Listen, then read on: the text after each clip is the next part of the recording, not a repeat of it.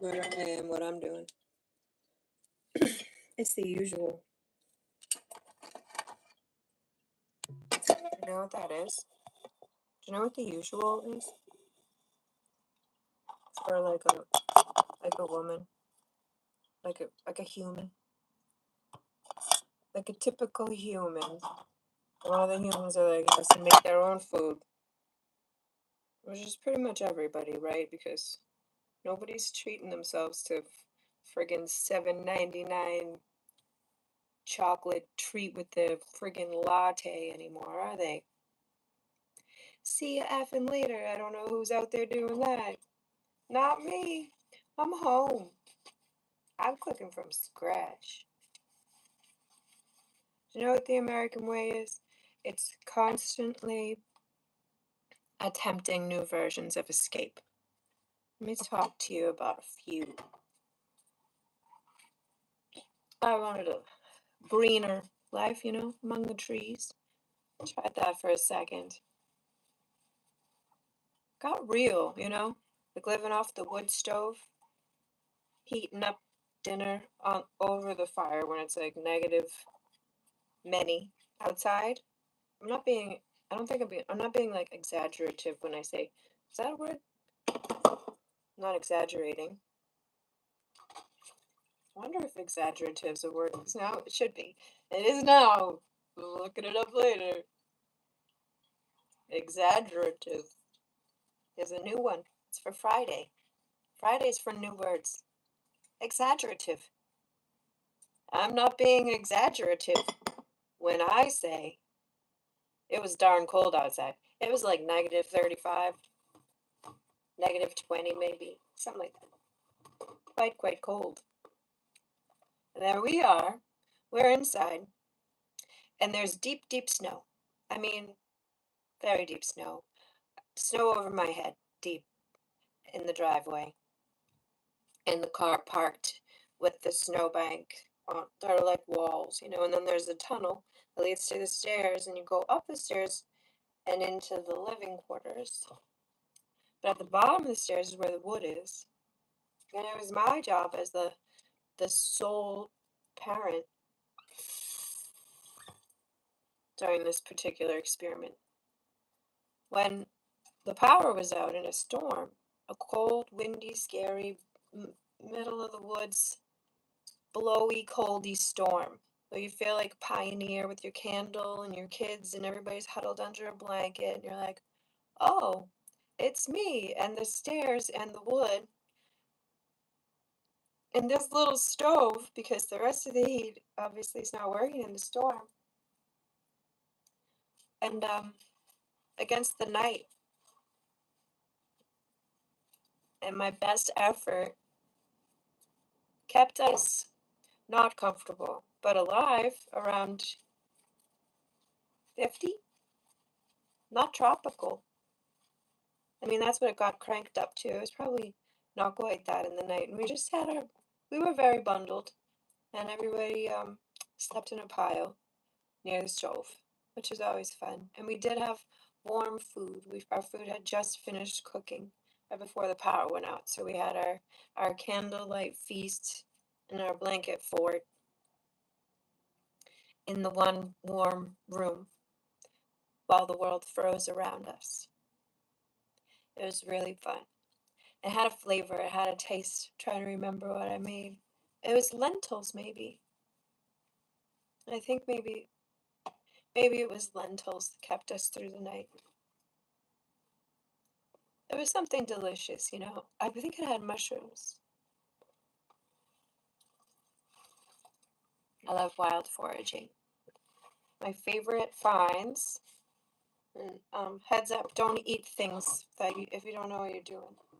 There's a rule I read once that said if you should study in the woods hands-on for 2 years before you consider eating something that you harvest yourself, which is probably a safe minimum because you just don't want to eat anything willy-nilly in the forest, especially if it's a mushroom, because some things can kill you, and that's not fun.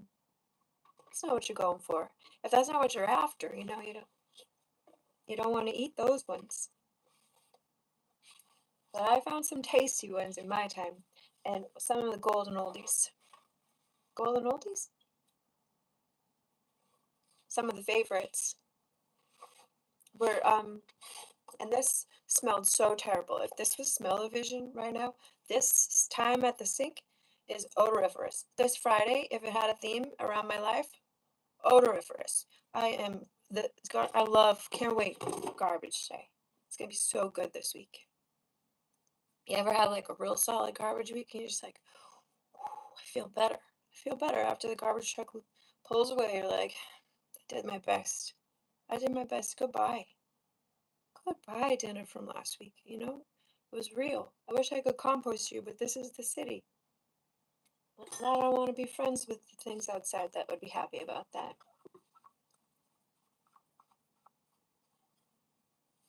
You know what I mean? Oh.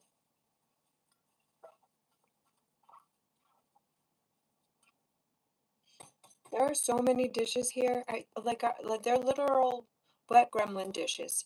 I'm gonna set up a camera, like a stakeout, like a trail cam, maybe. I don't necessarily want to do that to me. I feel like my family. I should probably just confer with the neighbors. You know, like, hey, tell me what did our ask the government what our heat signals conveyed.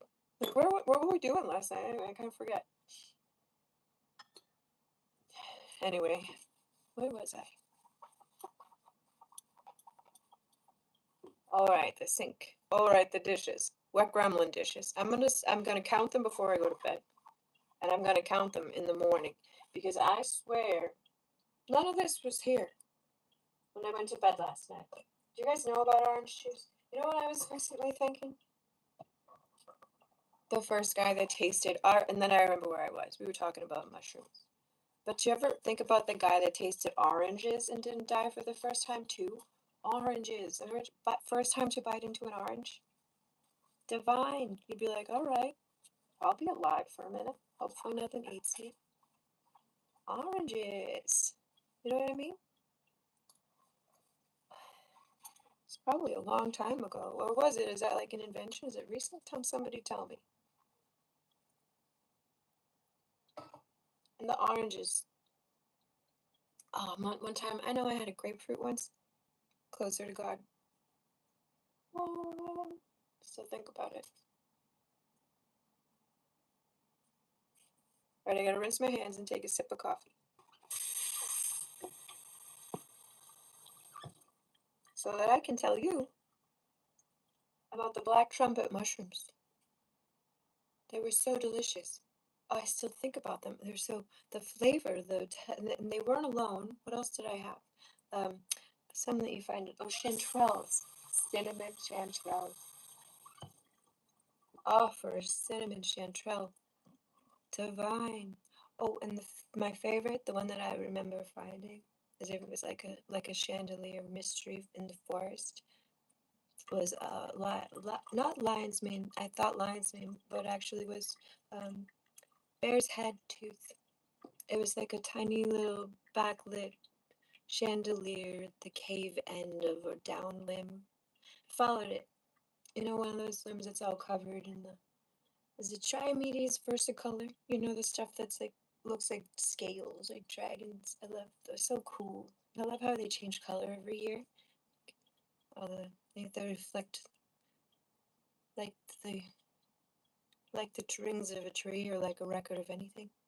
The color and the variation year to year and place to place based on what the type of tree they're on. Sometimes there's runoff and they get a darker green.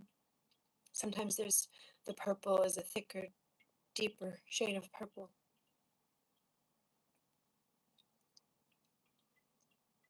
Sometimes there's green and it's abundant. And sometimes things are just a slightly different hue. Love that about the forest. I do miss it. I haven't been there in ages.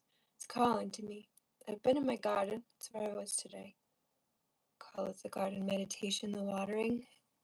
The watering is the meditation. I wrote a little book about my last season, the 3 water harvest season, I call it. I harvested water from 3 rains using just buckets, essentially placed below the places where the gutter tends to spill in the rain. Then lidded that and used it, you know, daily to water the garden, a little bit at a time. And then, all by hand. That's become like the process for me. It's part of the whole thing. I mean, there's more efficient ways, would be like to put down a line, a watering system, something along those lines. It could be easier. There is science, but the joy is doing it by hand. And every day it changes and different things sprout. And all week I've been seeding. Well, last week was mostly about seeding. And things are sprouting, and I love it. I've been writing them down in my notebook. This week was mostly about putting cherry trees in the ground. I did a lot of that.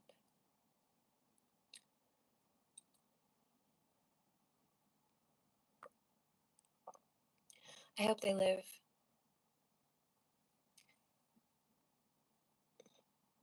Anyway.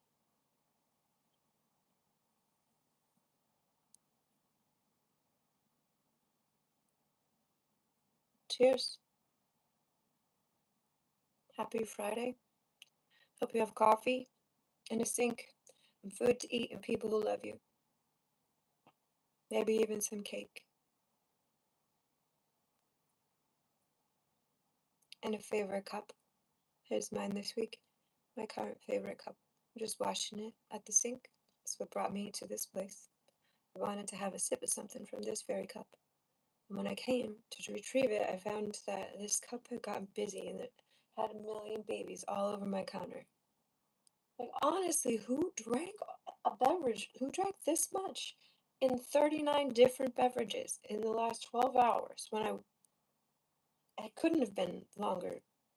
It blows my mind every time. Dishes, they multiply like dust bunnies.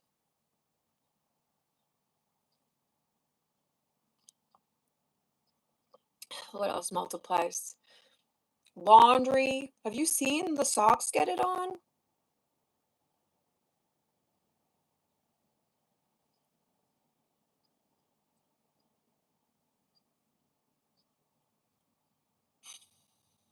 Live to see another Friday. Honestly, doubt it a lot of the time. Not by choice, it just feels so violent to exist. Every time I go outside, I get confronted by scary people in various ways. And then you go to talk about it with people, and immediately they dismiss that other person's behavior. The stranger, the scary strangers, were clearly just joking or playing around and not being full on total creeps that were hitting on me. Kind of immediately calling me a liar. I'm like, why would I talk about it? Like, I'm not making shit up. Like, yeah. No, it's not hitting on me to be like $10 for 10 minutes, like as from a creep on the stairs, Fuck you, dude. Oops. And you go to tell people, and they're like, "Oh, sounds like he was just joking around." I'm like, what? What?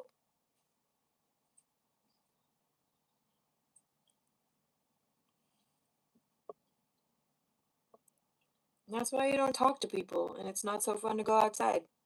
So coffee, sink, cats, garden, avoid people, get to the woods if you can. I don't know. I tried to survive a night. We lost power. I thought we might die. We came back to civilization. I've regretted it ever since.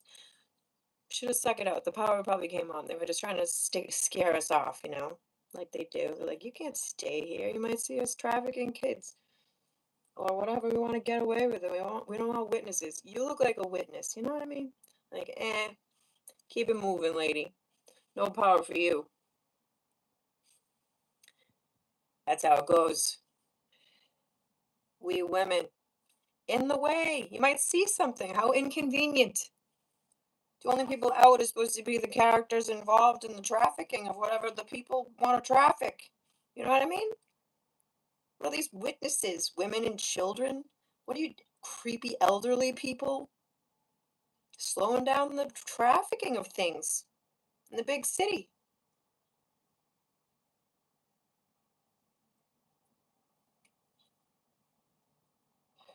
What are you looking at being a witness to existence? You know what I mean? It's how it is out here. Like, what combat zone? We don't have that. We don't manufacture that in a small little friggin' intersection so we can have a permanent prison population and make money off of them while we torture people and import drugs and distribute them throughout the city and let people die and torture them with poverty, reduce opportunity, eliminate education, force everyone to the suburbs if they want to survive.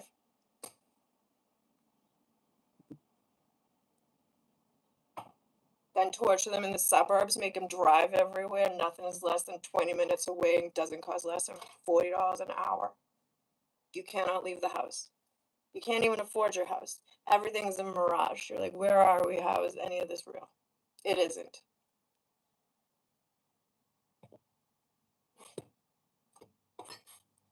It's too big, it's inefficient, it's waste of space, and it's deliberate, and it's torturous.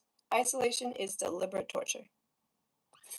You're in it, you're gonna clean it, you can't afford it. Everything's 20 minutes away. You had more than one child. You can't even afford one child. Unless nobody told you in time you did it by accident because you're not good at math. I feel seen anytime I hear that tongue.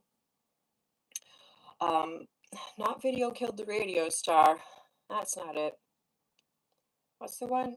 Only stupid people are breeding. That's me. I was start when you're young, you know? That's what they get them young. It's the only before you know math and reality. Before you get that, I don't think it's isn't it the cortex though? I always want to say prefrontal lobe, but it's actually like the prefrontal cortex, is that it? Some part of the brain's not ready. Not ready until 25, and here we are like, ooh, everybody gets sexy. Like, no, slow down. Stop being so friggin' creepy permanently. All of you. Gross. Go away. Staying home. Pervy society.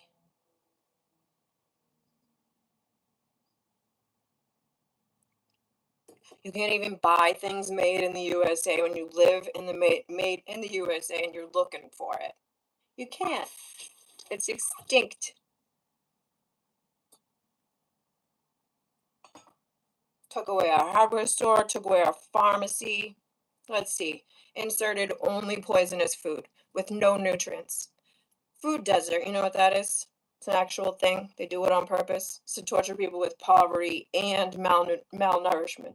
So a kid might be fat and you blame his parents, like, they let him eat too many Cheetos. Oh, he watches TV. They play video games. Judging the shit out of him because they can't afford $200 an hour to leave the house for an activity that's 20 minutes away and fucking costs $50 a gallon. To play karate in a small room 1 hour a week.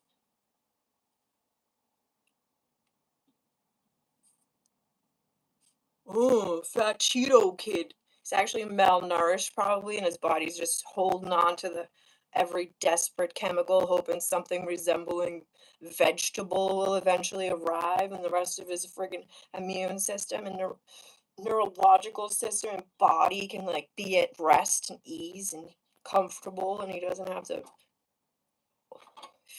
feel like he's in survival mode all the time. Because this place is relentless assault against every part of your being. Can't afford to live here. We have no medicine. They don't have any health care. Why? Why you took it away? It was like the one we had. We set it all up. It was like, gotta strip it for parts. Use the model globally. Let everyone, other country benefit if they want, if they're actually evolved. And they don't want to torture people beyond extinction and experiments just to see what they do while they're tortured with poverty and malnourishment and perpetual traffic and diesel engines and barfing poison permanently, and lifespans are just being more and more further reduced in the generation. So we can know that our kids are probably just going to watch everyone around them die and die themselves. Radiation poisoning and all the other bullshit because it doesn't stop. They're killing off all our trees, killing off all our wildlife, going after the polar bears, trying to lay down an amber road, trying to steal everything from us, all life, attacking the water, using water for friggin' giant ass stupid pimples called data centers. Who needs that? No human on Earth, and that's not a good use of space. They're just eating up Earth, so we all are more tortured. Poisoning the water table so they can privatize it, charge us by the cent further to exist. Gonna have to have your own private filtration system, or a well, or have been born wealthy on a private island somewhere with God's nipples pouring non-poisonous shit down your gullet.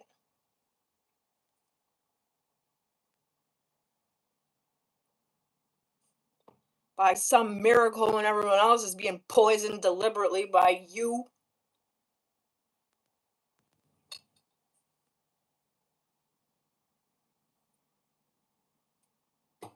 BS. All of you. Full of it.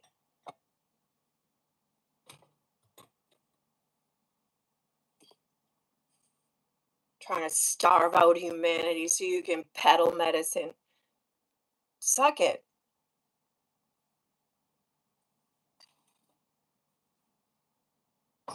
Such jerks. Because you hate yourself, because your mother didn't love you, because she was a good judge of character. Their mothers are warning us. Every one of these creeps, the mother just comes right out. Mrs. Trump is like, I just hope he doesn't go into politics. You know what I mean? Bit of a creep. The good one died. Probably killed him, you know what I mean? Not a stretch. Kills everybody else. Tosses Ivanka down the stairs. Or Ivana. I don't care. To bury her on the golf course.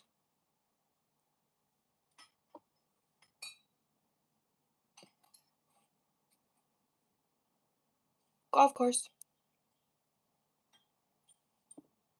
And they're just going around killing all these people. Killing off the scientists.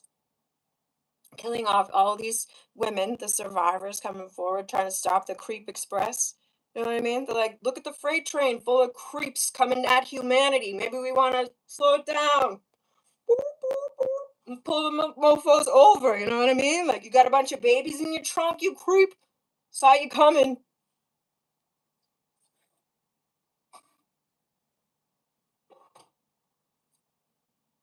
You know what we don't have? A little bar for ethics. Little safety. Nope.